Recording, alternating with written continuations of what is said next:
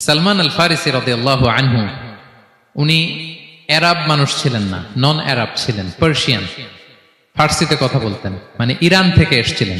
উনি প্রথমে অগ্নি উপাসক ছিলেন। কি ছিলেন? অর্থাৎ ওই যে জরাথুস্ত যারা আগুন দেখলে এরা পূজা করে, আগুনের পূজা যারা করে, জরাস্ট্রেনিয়ান, এই ধর্মে বিশ্বাসী ছিলেন। আগুনের পূজা করতেন ইরানে। তিনিও আগুনের পূজা করে, তার বাবাও আগুনের পূজা করে। তো একদিন বাবা একটা কাজে পাঠিয়েছে, ওই কাজ করতে যেয়ে সে খ্রিস্টানদের গির্জা ক্রস করতেছিল।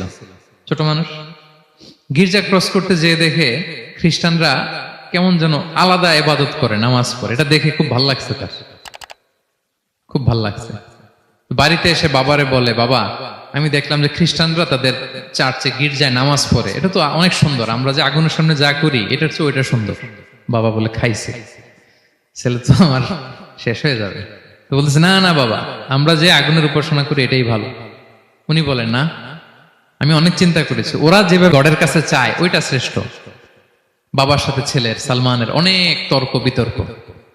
পরে বাবা ভাবলেন, যদি ওকে না আটকাই তাইলে প্রভাবিত হয়ে সে খ্রিস্টান হয়ে যেতে পারে। তো ঝগড়া তর্ক বিতর্ক শেষে তার পিতা তাকে শেকলবন্দি করলো। কি করলো? পায়ে শেকল লাগায় রাখছে। কিন্তু ছেলে তো মনে মনে খ্রিস্ট ধর্মের প্রতি আকৃষ্ট হয়ে গেছে। তো ওই খ্রিস্টানরা তার সাথে লুকিয়ে যোগাযোগ করত। সালমান ওই খ্রিস্টানদেরকে বলল যে, তোমাদের খ্রিস্টান ধর্মের উৎপত্তি কোথায়? বলে, সিরিয়াতে। বলতেছে, এখান থেকে কোনো কাফেলা সিরিয়া যাবে নাকি? বলতেছে, হ্যাঁ, মিশনারি ওয়ার্কে একটা কাফেলা আসছে, যাবে। বলতেছে, যেদিন যাবে আমাকে বলবে। তো যেদিন যাবে তাকে এসে বলা হয়েছে তার বাবা নাই, সে শিকল ভেঙে, শিকল সহ ওই কাফেলার সাথে যে জড়িত হয়েছে। দেখেন বিশ্বাস, আদর্শ মানুষকে কিভাবে উজ্জীবিত করে। উনি চলে গেলেন সিরিয়াতে। সিরিয়াতে যে এক পাদ্রির হাতে বায়াত হলেন, কিন্তু এই পাদ্রিটা ছিল ভণ্ড। সে খ্রিস্টানদের দান সৎকা নিয়ে গরিবদের না দিয়ে নিজেই খেয়ে ফেলতো। তো বেচারা পড়লো বিপদে, যে হায় রে, এত সুন্দর ধর্ম রে কারাপ্টেড করতেছে সে। পরে এই পাদ্রি যখন মারা গেল, সালমান সে আরেক পাদ্রির কাছে গেল। আরেক পাদ্রির কাছে গেল। ওই পাদ্রি আবার অনেক ভালো, খুবই ইবাদত করে।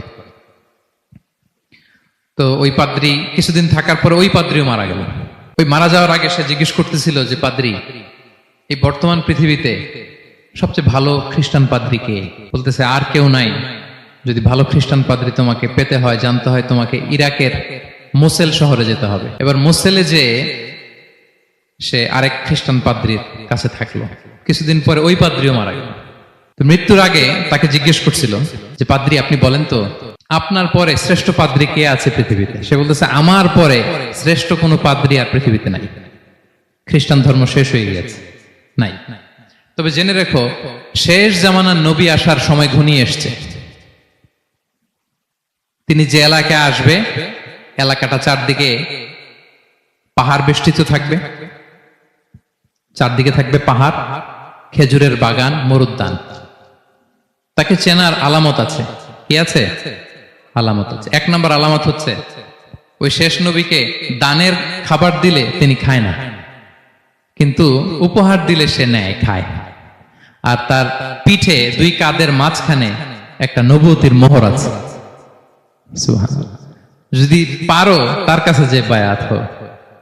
সালমান আল ফারিসি পাগল হয়ে গেছে ওনার